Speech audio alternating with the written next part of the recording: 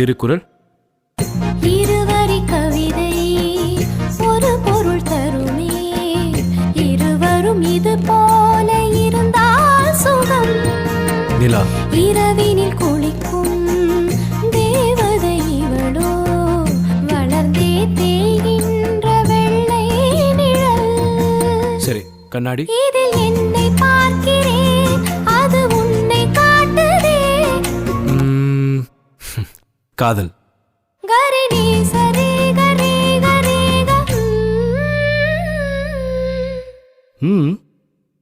நம் நான்கு கண்ணில் தோன்றுகின்ற ஒற்றை கனவடா. Wow, beautiful.